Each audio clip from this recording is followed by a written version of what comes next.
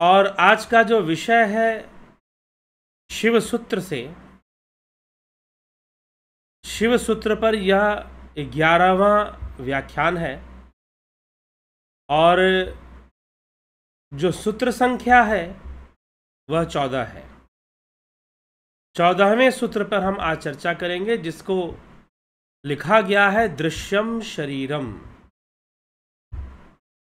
अब यह दृश्यम शरीरम का अर्थ क्या है? दृश्यम शरीरम, दृश्य और दृष्टा, इस भेद को हम पहले भी योग सूत्र में सुन चुके हैं और आगे भी योग सूत्र में दृष्टा दृश्य की बहुत चर्चा मिलती है। कई सूत्रों में दृष्टा और दृश्य की चर्चा की गई है पतंजलि योग सूत्र के अंतर्गत। तो यहां पर जो चर्चा है दृश्यम शरीरम, कहने का तात्पर्य क्या है? तो सूत्र जो लिखे जा रहे हैं, पहले लिखा गया योग भूमिका, फिर विस्मयो योग भूमिका, ऐसे करके कि विस्मित करने वाली, आश्चर्यचकित जो योग अनुभूतियां होती हैं उसके बारे में लिखा गया। फिर इच्छा शक्ति, उमा कुमारी, ये सूत्र दिया गया। वसुगुप्त ने, ऋषि वसुगुप्त ने, जिन्होंने शिव सूत्र की रचना की है, उन्होंने ये सूत्र दिए और पहले योग भूमिका के बारे में बताया। फिर इच्छा शक्ति की, असामान्य रूप से योगी की इच्छा शक्ति विकसित हो जाती है, असामान्य रूप से उसकी इच्छा शक्ति विकसित हो जाती है और सिद्धियों का प्रवेश होता है, साधना परिपक्व होती है। अब उसी के परिणाम स्वरूप दृश्यम शरीरम, अर्थात यह शरीर भी दृश्य है, यह संपूर्ण विश्व भी दृश्य है और शरीर भी दृश्य है। हम कोई शरीर नहीं है। तो दृश्यम शरीरम यह सूत्र है, 14वां सूत्र है और विषय है संपूर्ण विश्व दृश्य योगी के शरीर में। संपूर्ण विश्व दृश्य अर्थात संपूर्ण विश्व का जो दृश्य है वह योगी के शरीर में होता है। कहने का यहां कुछ अर्थ है, बात गहरी है। वो गहरी बात क्या है कि सर्वप्रथम ये समझ लीजिए कि इस शरीर को योगी दृश्य समझता है, यह शरीर भी दृश्य है। अनुभव में, इंद्रिय जगत के अनुभव में आने वाली प्रत्येक वस्तु दृश्य है, तो यह शरीर भी दृश्य है। यह शरीर जो है वह दृश्य है। आप स्वयं शरीर नहीं हो, आप स्वयं शरीर नहीं हो, शरीर आपका दृश्य है, आप तो दृष्टा हो। इस शरीर में जो कुछ भी घटित हो रहा है, भूख लग रही है, नींद आ रही है, आहार, निद्रा, भय, मैथुन, ये 4 स्तंभ हैं। ये 4 मुख्य वृत्तियां हैं जिसके आधार पर जीवत्व बना रहता है।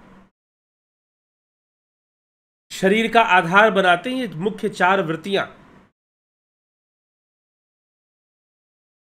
ठीक, तो यह जीवत्व का आधार बन जाती हैं। तो यह जीवत्व का जो आधार है और जो जीवत्व है वह भी तो दृश्य ही है।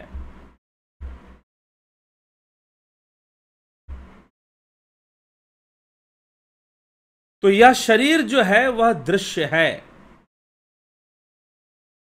और इस शरीर के माध्यम से, चरम चक्षुओं के माध्यम से, स्थूल इंद्रियों के माध्यम से दिखाई देने वाला संसार, दिखाई देने वाला विश्व भी दृश्य ही है। वास्तव में संपूर्ण विश्व कहां दिखाई दे रहा है? तो इस शरीर में ही दिखाई दे रहा है, शरीर के माध्यम से ही दिखाई दे रहा है। आपको अगर संपूर्ण विश्व दिखाई दे रहा है तो शरीर के माध्यम से ही तो दिखाई दे रहा है। अभी किसी से चर्चा चल रही थी, पीछे नाम ध्यान नहीं है उनका मुझे, शायद कोई व्यक्ति थे, वो कह रहे हैं कि नहीं, संसार तो जैसा है वैसा रहता है, हम बस संसार से अलग हो जाते हैं। भाई साहब, पहली बात तो ये अच्छी तरह से समझ लीजिए और जान लीजिए, यह संसार जैसा दिखाई दे रहा है वैसा क्यों दिखाई दे रहा है? आपकी सेंसेस के कारण। This is a sensual world. आपको सुई चुभने पर तकलीफ होती है। अगर सुई चुभाई जाए आपको कष्ट होगा कि नहीं होगा? छोड़ दीजिए सुई को, अगर आपके पेट में खंजर मारा जाए, पेट में नहीं मारे, बाजू में मार दे, बाहों में मार दे, खून बहेगा कि नहीं बहेगा? और दर्द होगा कि नहीं होगा? ये बताइए। अवश्य दर्द होगा, लेकिन ये दर्द जो अनुभव हो रहा है इसका माध्यम कौन है? इसका माध्यम शरीर है, इसका माध्यम इंद्रियां हैं। इस स्थूल शरीर से अलग हो जाने पर जो सूक्ष्म शरीर है उसको सुई चुभाओगे तो क्या दर्द होगा? जी नहीं होगा उसको दर्द। उसको तलवार से काटोगे तो क्या कटेगा? नहीं कटेगा। नैनम छिन्दन्ति शस्त्राणि नैनम दहति पावक। उसको अग्नि से जलाओगे तो क्या जलेगा? नहीं जलेगा। लेकिन यह स्थूल देह जो सेंसुअल एक्सपीरियंस पर बेस्ड है और कंप्लीट वर्ल्ड की, पूरे वर्ल्ड की जितनी भी एक्सपीरियंसेस हैं, जितने भी परसेप्शंस हैं, वो सब के सब आपकी सेंसेस पर डिपेंड हैं, आपकी इंद्रियों पे निर्भर हैं। अद्वैत सिद्धांत को समझना है तो यह विषय विशेष रूप से समझना चाहिए। तभी इसी का आधार लेकर शंकराचार्य, आदि गुरु शंकराचार्य कहते हैं ब्रह्म सत्यम जगन मिथ्या। क्योंकि ये जो भी जगत आप देख रहे हो वह इंद्रिय जगत है। Due to senses, every perception is coming due to senses and according to senses. जो भी अनुभूति आप देख रहे हैं आपको हो रही है वो इंद्रियों के कारण हो रही है और इंद्रियों के अनुसार हो रही है, अकॉर्डिंग टू सेंसेस। ठीक? जो भी इमेज फॉर्मेशन आपके सामने हो रहा है वर्ल्ड का, वो आपकी इंद्रियों के कारण ही हो रहा है। वो आपकी इंद्रियों के कारण ही हो रहा है। वो सेंसुअल वर्ल्ड, इसीलिए कहा जाता है दिस इज सेंसुअल वर्ल्ड। तो जितने भी पेन हैं और जितने भी प्लेजर हैं, फिजिकल लेवल पर पेट का भर जाना, स्वादिष्ट भोजन का मिलना, बीमार हो जाना, यहां तक कि मृत्यु की अनुभूति भी सेंसुअल पर एक्सपीरियंस है। The experiencing death is also a sensual experience.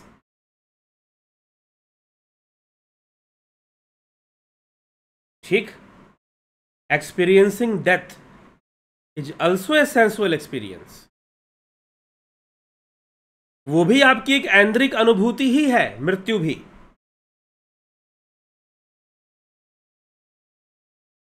क्योंकि बॉडी का डिस्ट्रॉय होना, इंद्रियों के कारण आप अनुभव करते हैं ना कि हमारी बॉडी डिस्ट्रॉय हो रही है।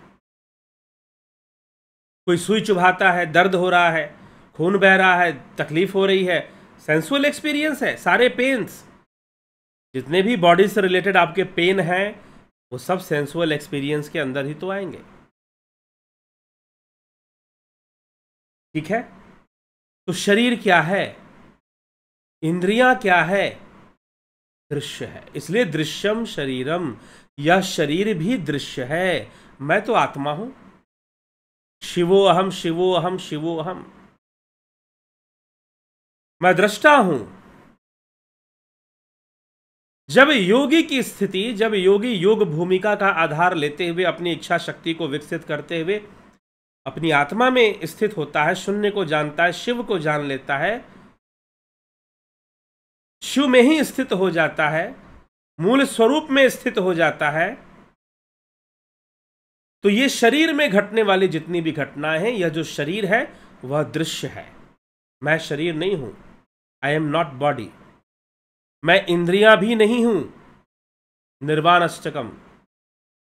मनोबुद्धि अहंकार चित्तानि नाहम शिवोहम शिवोहम शिवोहम शिवोहम। न श्रोत्रे न जिह्वे न च घ्राण नेत्रे शिवोहम शिवोहम शिवोहम शिवोहम। मैं शिव हूं, मैं शिव हूं, मैं शिव हूं। मैं तो आत्मा हूं। शिव मतलब चैतन्य, परम चेतना। शिव सूत्र के अनुसार भैरव, जिसको भैरव कहा गया, वो चेतना ही तो भैरव है। मैं उस चेतना में स्थित जब हो जाता हूं, मूल स्वरूप को जान लेता हूं, अपने स्वरूप को प्राप्त कर लेता हूं, तो फिर यह इंद्रिय जगत एक दृश्य मात्र है, यह शरीर भी एक दृश्य मात्र है, यह विश्व भी एक दृश्य मात्र है। और संपूर्ण विश्व कहां पर दृश्य मात्र है? तो चित्त में दृश्य मात्र है। इंद्रियों के कारण चित्त में ही विश्व प्रतिबिंबित होता है। और विश्व, अगर ये सतरंगी दुनिया दिखाई देती है, क्योंकि सतरंगी चश्मा लगा हुआ है आपको, अगर दुनिया आपको सतरंगी दिखाई देती है तो आपको सतरंगी चश्मा लगा हुआ है। ये जो आंखें हैं ना, ये दो आंखें, ये सतरंगी चश्मा है। ये दो खिड़कियां हैं, जीव इससे झांक रहा है, बस इतनी सी बात है। अब इसमें ये सतरंगी चश्मे हैं, इसलिए दुनिया भी सतरंगी दिखाई देती है। कुछ जीवों को पचरंगी चश्मे मिले हुए हैं प्रकृति से। किससे मिले हुए हैं? प्रकृति से। कुछ जीवों को पचरंगी, तो उन्हें 5 रंगों की दुनिया दिखाई देती है। ऐसा है कि सभी एनिमल्स, और ये कोई फिलॉसफी या शास्त्रों की बात नहीं है, ये बायोलॉजिकल फैक्ट है, जूलॉजिकल फैक्ट है। ये जूलॉजी अगर आप पढ़ते हो, क्या कि कुछ जो जानवर हैं, कुछ जो पशु हैं, कुछ रेप्टाइल्स हैं रेंगने वाले, कुछ 3 रंग ही देख पाते हैं, कुछ 5 रंग देख पाते हैं। उनमें से कुछ जो ह्यूमन आइज के बियॉन्ड है, infrared rays, ultraviolet rays, उसको भी देख लेते हैं। कुछ ऐसे जानवर हैं उसको भी देख लेते हैं। कुछ ऐसे भी हैं जो पूरी दुनिया उनके लिए ब्लैक एंड व्हाइट जैसी है। तो जिसको प्रकृति ने जैसा चश्मा दिया है वो दुनिया को वैसे देख रहा है। अब आउल, उल्लू की आंखें सिलिंड्रिकल हैं, स्फेरिकल नहीं है। हमारी आंखें बिल्कुल गेंद की तरह है, बॉल की तरह, स्फेरिकल आइज है। लेकिन आउल की जो आइज हैं वो सिलिंड्रिकल है। उसका इमेज फॉर्मेशन थोड़ा डिफरेंट होता है। जब सन निकलता है तो वो टॉलरेट नहीं कर पाता सन रेज को। इमेज फॉर्मेशन नेचुरली है ना, कि जब उसकी आइज स्फेरिकल है नहीं, सिलेंड्रिकल हो गई तो फिर हर चीज उसे बहुत बड़ी दिखाई देती है। उल्लू को सूर्य की रोशनी वो बर्दाश्त नहीं कर पाता, आंखें बंद कर लेता है दिन में। उसके अंदर जो इमेज फॉर्मेशन है वो डिफरेंट होता है। ऑप्टिक्स, फिजिक्स हम पढ़ते हैं तो उसमें ऑप्टिकल साइंस भी पढ़ते हैं, हम ऑप्टिक्स को भी पढ़ते हैं। उसमें बताया जाता है कैसे लाइट रेज कॉनकेव मिरर से, कन्वेक्स मिरर से कैसे टकराती है या ग्लास से क्रॉस करती है, तो कैसा रिफ्रैक्शन करेगी, कैसा रिफ्लेक्शन करेगी। वही कहानी है। अब आउल की आंखें बेचारे की, उसकी फॉर्मेशन ही अलग है, तो इमेज फॉर्मेशन बदल जाएगा। जो चीजें जिस तरह से आपको दिखाई दे रही हैं, उल्लू को वैसे नहीं दिखाई देगी। चमगादड़ है, कहते हैं अल्ट्रासोनिक वेव से वो इमेज फॉर्मेशन कर लेता है। अल्ट्रासोनिक वेव्स मतलब साउंड वेव्स। अलग अलग सेंसेस हैं, जीवों के अलग अलग परसेप्शंस हैं, ठीक है। तो ये दुनिया कैसी है फिर? इसीलिए कहा गया ब्रह्म सत्यम जगन मिथ्या। ये बात अलग है कि इस फैक्ट को आज जियोलॉजिकल प्रूफ से हम इसको प्रूफ कर सकते हैं कि हां, जगत मिथ्या ही है। साइंटिफिक प्रूफ्स आज हमारे पास हैं, लेकिन आदि गुरु शंकराचार्य ने हजारों वर्ष 1400 साल पहले उनका जो काल बताया जाता है, तो उसमें वो ब्रह्म सत्यम जगन मिथ्या जब लिखते हैं, क्योंकि उस समय भी वो काल, अगर आप ऐतिहासिक दृष्टिकोण से जाते हैं, तो वो बहुत ही समृद्ध युग था भारत भूमि के लिए। बड़े बड़े विद्वान, बड़े बड़े वैज्ञानिक हुए थे उस समय। भास्कराचार्य हो गए, आर्यभट्ट हो गए उससे पूर्व, और दूसरे कई बहुत बड़े बड़े शोधकर्ता, मिहिर हुए खगोल शास्त्री, जिनके नाम पर वरा मिहिर, जिनके नाम पर दिल्ली में मेहरौली स्थान है, और उस मेहरौली में कुतुब मीनार है।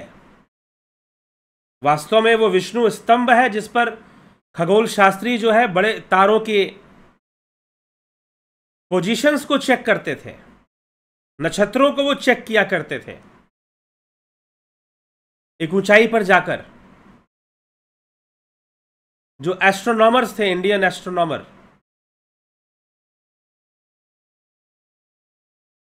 तो मिहिर हो गए, आर्यभट्ट हो गए, भास्कराचार्य, बहुत बड़े बड़े गणितज्ञ हुए, बहुत बड़े बड़े बाणाभट्ट हुए, जो कि आयुर्वेद के बहुत बड़े ज्ञाता हुए। तो इस प्रकार से ऐसे बहुत बड़े बड़े विद्वान भी हुए। और आदि गुरु शंकराचार्य अगर उस समय ऐसा लिखते हैं कि ब्रह्म सत्यम जगन मिथ्या, तो इसके पीछे बहुत ही बड़ी वैज्ञानिक सोच भी है। हाँ, यह एक आध्यात्मिक अनुसंधान से ही उन्होंने लिखा है, आत्मा की खोज, स्वयं की खोज। अद्वैत आपको कभी भी किसी ऊपर वाले की खोज करने के लिए प्रेरणा नहीं देता। अद्वैत सिद्धांत आपको कभी भी किसी ऊपर वाले की खोज करने की प्रेरणा नहीं देता। वो कहता है स्वयं को जानो, नो दाई सेल्फ, आत्मा को जानो। तो जब साधक शून्य में स्थित होता है, शुद्ध चेतना में स्थित होता है, तो यह शरीर दृश्य है। क्योंकि हम इस शरीर को दृश्य नहीं मानते, ये लिखना पड़ा दृश्यम शरीरम, क्योंकि हम इस शरीर को दृश्य नहीं मानते। हम तो इस शरीर के माध्यम से दुनिया देख रहे होते ना, आंखों के माध्यम से, तो इसे दृश्य कैसे मानेंगे? लेकिन वह ऐसी अवस्था में जाता है जहां चित्त में प्रतिबिंबित होने वाला संपूर्ण विश्व और यह शरीर भी दृश्य मात्र हो जाता है, दृश्य मात्र हो जाता है। वह इस शरीर के प्रति भी दृष्टा भाव रखता है, शरीर के सुखों के प्रति भी दृष्टा भाव रखता है, शरीर के दुखों के प्रति भी दृष्टा भाव रखता है। अगर उसे शारीरिक भोग प्राप्त होता है तो दृष्टा भाव से ही शारीरिक भोगों को भोगता है। अगर उसे फिजिकल प्लेजर मिलता है, अगर उसे शारीरिक आनंद की प्राप्ति या भोग की प्राप्ति होती है, तो उसे दृष्टा भाव से ही भोगता है। और यदि उसे शारीरिक कष्ट मिलता है, शारीरिक दुख मिलता है, तो उसे भी दृष्टा भाव से ही वो भोगता है। क्योंकि शरीर के प्रति दृष्टा भाव आ जाता, I am not body, I am seer of this body and I am seer of this world in body। शरीर में पूरे विश्व का दर्शन, शरीर में पूरे विश्व का दर्शन करता है वो। और यह विश्व जैसा भी है इंद्रियों के कारण है, जैसा दिखाई दे रहा है वो इंद्रियों के कारण दिखाई दे रहा है। हाँ, एक्सटर्नल वर्ल्ड में कुछ है नहीं, ऐसी बात नहीं है, लेकिन वो इंद्रिय अनुभूति पर ही निर्भर है, वो इंद्रियों पर ही डिपेंड कर रहा है। इसीलिए मैंने कहा, अगर आपको सुई चुभाई जाए स्थूल देह में तो खून निकलेगा, कष्ट होगा, लेकिन अगर वही सुई सूक्ष्म शरीर को चुभाओगे तो सूक्ष्म शरीर से तो पार कर जाएगा, उसे चुभेगा भी नहीं।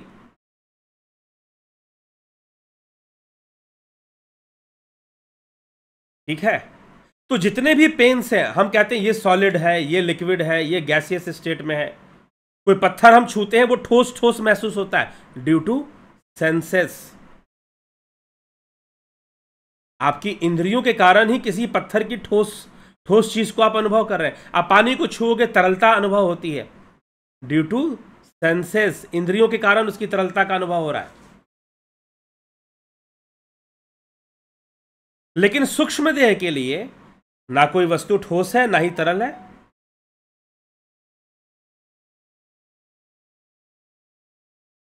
तो संपूर्ण अनुभूति इंद्रिय जगत है। अगर आपको बहुत कष्ट मिल रहा है, आपके शरीर को बहुत पेन मिल रहा है, बहुत कष्ट झेलना पड़ रहा है आपके शरीर को, तो वो भी क्या है? इंद्रिय अनुभूति है। और शरीर के माध्यम से बहुत आनंद, बहुत स्वादिष्ट भोजन या शारीरिक भोग प्राप्त हो रहा है, तो वह भी इंद्रिय अनुभूति है। हाँ, जीव दृष्टा बनकर जीव इन सब चीजों में लिप्त हो जाता है, भोक्ता बनने के बजाय भोग्य बन जाता है। इसलिए भोगी बनिए, भोगी मत बनिए। शिव सूत्र यही उपदेश देता है कि भोक्ता बनो भाई, भोगी बनो, भोग्य मत बनो। लेकिन तुम भोग्य बन चुके हो। भोग्य मतलब तुम भोगे जा रहे हो, क्योंकि तुमने इस शरीर को स्वयं मान लिया है।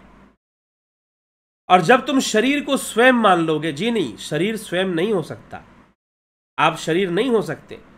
जहां पर आप शरीर को खुद मान लेंगे कि मैं ही शरीर हूं, इट मीन्स आप भोग्य पदार्थ हो जाएंगे।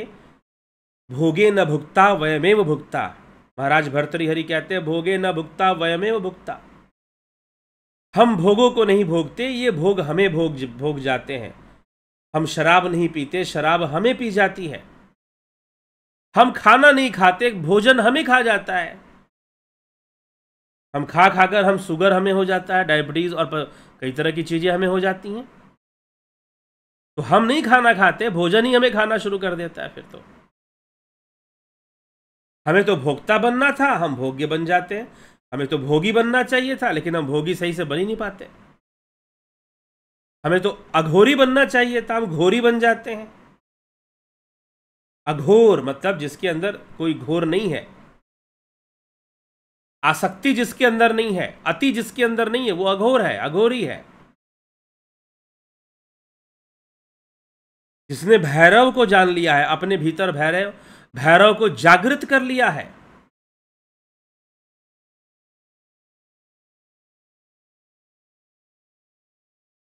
ठीक, भैरव को जान लिया है।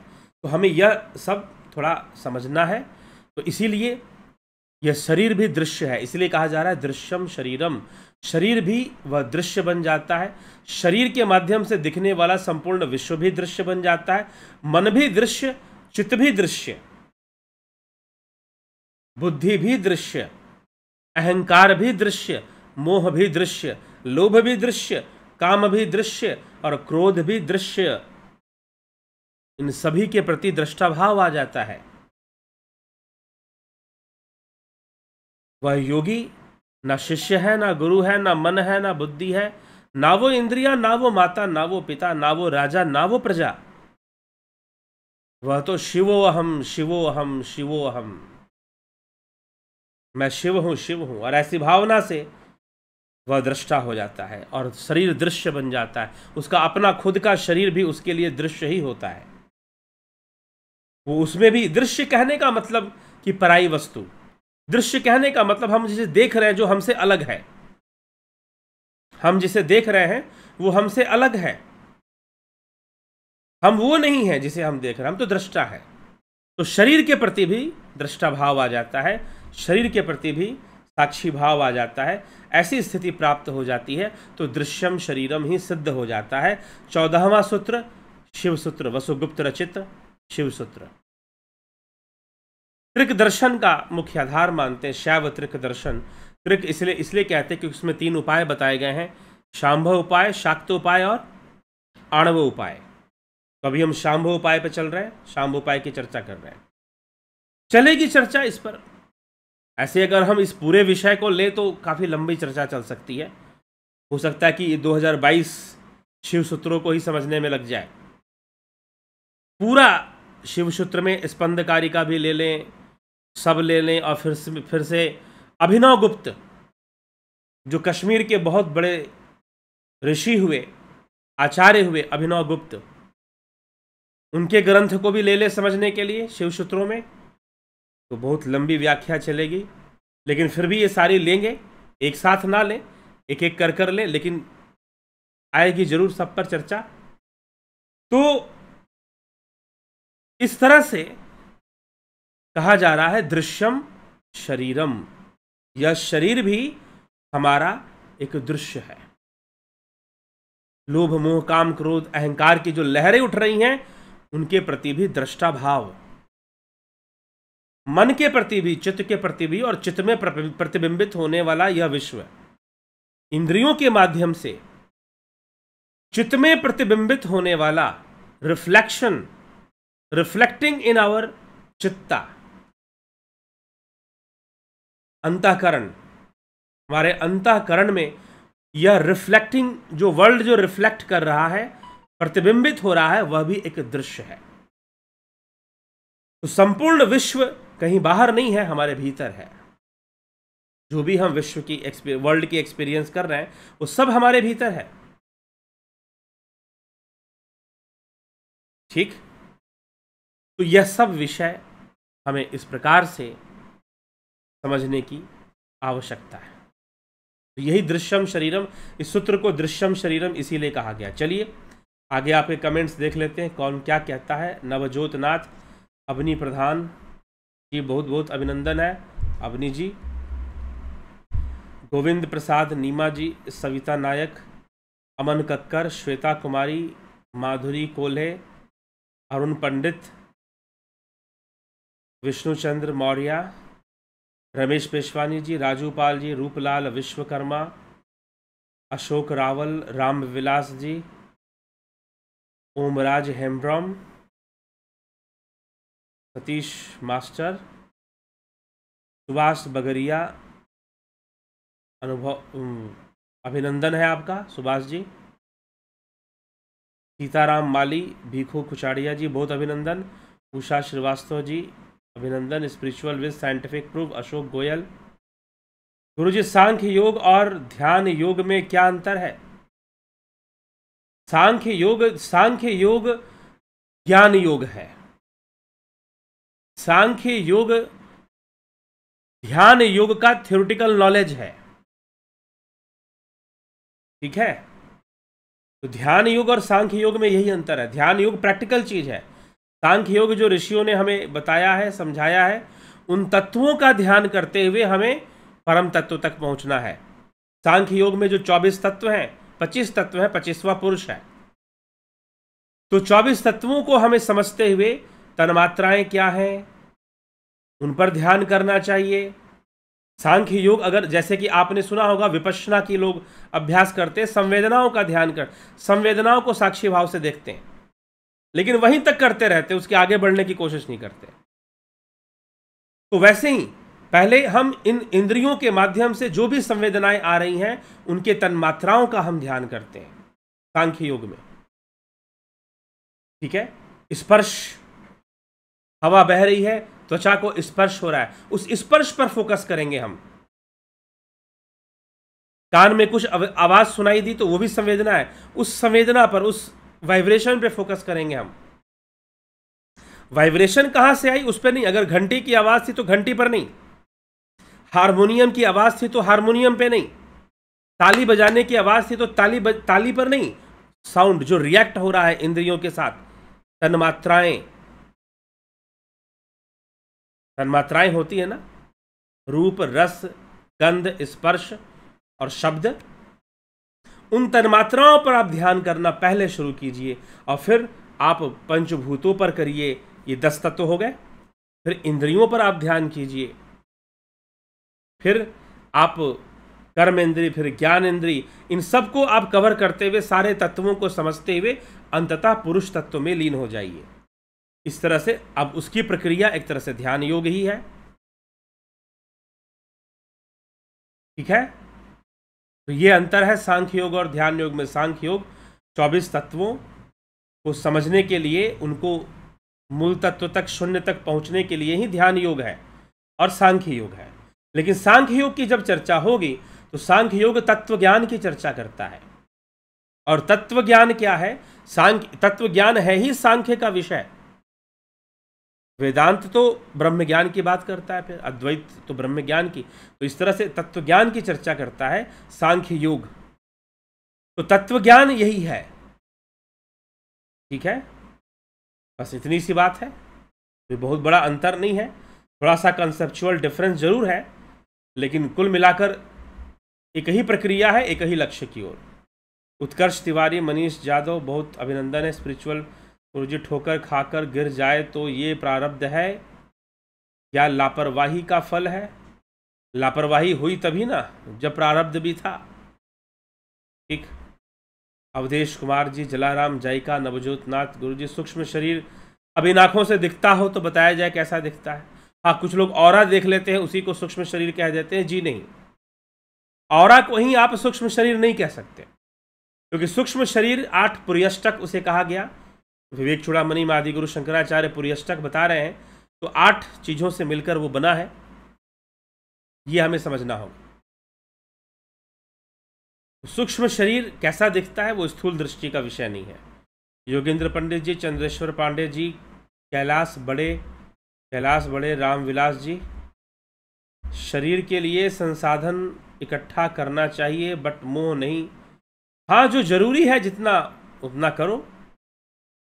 संदीप मिश्रा जी, अमन कक्कर जी, बहुत बहुत अभिनंदन है आप सभी का। Most welcome to all of you in this channel Divya Srijan, ठीक है। तो चलिए आगे हम विचारों को विराम की ओर ले जाएंगे, और कल फिर हम लाइव चर्चा में आएंगे। लाइव चर्चा का यह विषय शिव सूत्र की चर्चा चल रही है, समझने की आवश्यकता है, कई विषयों को समझकर हमें चलने की आवश्यकता है। ध्यान योग का कोर्स अब आगे अगले महीने होगा। 14 जून से संभवतः ध्यान योग का कोर्स शुरू किया जाएगा। आप उससे जुड़कर उसका अवश्य ही लाभ उठाएं। प्राकृतिक चिकित्सा का भी कोर्स चल रहा है। कुछ जो कोर्सेज हैं प्राकृतिक चिकित्सा की हैं, ध्यान योग की हैं, आगे और भी कोर्सेज हम जोड़ेंगे इसमें। भविष्य में जो कोर्सेज जुड़ने वाली हैं उनमें भारतीय दर्शन की एक कोर्स जुड़ेगा, जिसमें कि भारतीय दर्शन के ऊपर आपको कुछ सिखाया जाएगा, कुछ बातें आपको बताई जाएंगी, ठीक है। और फिर ताकि हम सनातन धर्म को बेहतर तरीके से समझ सकें, अपने शास्त्रों को, अपने दार्शनिक विचारधारा को हम अच्छे से समझ सकें, अच्छे से जान सकें, इसलिए वह कोर्स भी आएगा। यौन शिक्षा के ऊपर भी एक कोर्स आएगा, शास्त्र सम्मत यौन शिक्षा, शास्त्र सम्मत सेक्स एजुकेशन जिसको कहते हैं, बहुत जरूरी है। हमारी पीढ़ी का भविष्य सुधरे, जनरेशन जो है हमारा डेवलप हो, नहीं तो आज के समय में बच पाना मुश्किल है। इस जनरेशन में रहने वाले बच्चे, युवा, बहुत सारे मिसगाइडेंस हैं इस विषय को लेकर। यौन शिक्षा की बहुत भारी कमी है, इसलिए जो यौन जीवन है वो बहुत ही अतृप्त और दुखी है, मिसगाइडेड है। क्योंकि जो गलत चीज मिलनी चाहिए वो तो धड़ल्ले से बड़ी आसानी से मिलते जा रही है, लेकिन जो अच्छी चीज मिलनी चाहिए वो लोगों को मिल नहीं पा रही है। इसलिए अगर आप चाहते हैं अपनी पीढ़ी बचे, अपनी संस्कृति बचे, तो हमारे शास्त्रों के अंदर इस विषय का विशेष महत्व था, यौन शिक्षा का। और ठीक है, आजकल कई लोग बातें करते हैं इस विषय पर, एडल्ट एजुकेशन, सेक्स एजुकेशन, लेकिन वो कल्याणकारी नहीं होता। ठीक है, कुछ मिथ या कुछ जो डिल्यूजन्स हैं उसको क्लियर करने के लिए कुछ साइंटिफिक फैक्ट, कुछ बायोलॉजिकल फैक्ट बताने या समझने जरूरी हैं, अच्छी बात है, लेकिन उससे भी हटकर भी बहुत सारी चीजें हैं जो हमारे शास्त्र बताते हैं। बहुत ज़रूरी है कि आदमी अगर इन सभी विषयों को अच्छे से जानता है तो निश्चय ही बहुत सतर्क हो जाएगा अपने यौन जीवन के प्रति, रिश्तों और संबंधों को बनाने में बहुत सतर्क हो जाएगा और इसका परिणाम जान जाएगा कितना भारी परिणाम हो सकता है यदि हम गलत रास्ते पर चल पड़ते हैं तो। ठीक है, तो पहले से अगर युवा शिक्षित हो, इस विषय में एजुकेटेड हो, ना जाने कितनी जिंदगियां बच जाएंगी, ना जाने कितने जो लाइफ्स हैं वो बचेंगी बिगड़ने से, बर्बाद होने से। नहीं तो बहुत तरह की समस्याएं समाज आज झेल रहा है इन सभी विषयों को लेकर। इसीलिए हम किसी विषय को नकार नहीं सकते और समाज, आपके बच्चे, आपके घर के अपने युवा बहुत तरह की समस्याओं से गुजर रहा है। तो उसका समाधान इस शिक्षा में है, यौन शिक्षा के उसमें है, तो जरूर इसके ऊपर भी लाया जाएगा। कार्य चल रहा है, प्रगति पर है। इससे संबंधित जो भी हम जानकारी दे सकते हैं, ला सकते हैं, उसको जरूर ही उस पर चिंतन मनन कर कर बताने की कोशिश की जाएगी, जरूरी भी है। चलिए ठीक है, इसी के साथ विराम देते हैं। और कुछ लोग ज्योतिष के कोर्स के लिए भी कह रहे थे, तो अभी ज्योतिष का कोर्स अभी कोई डिज़ाइन नहीं हुआ है।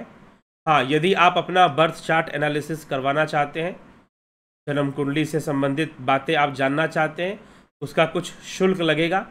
वो शुल्क देकर आप उसके बारे में कुछ जान सकते हैं। ठीक है, तो आइए इसी के साथ विचारों को विराम देते हैं और कल फिर मिलते हैं आपसे लाइव चर्चा में 9 बजे 9 PM। ठीक है, बहुत बहुत आभार आप सभी का। जुड़े रहें, बने रहें और लाभान्वित होते रहें।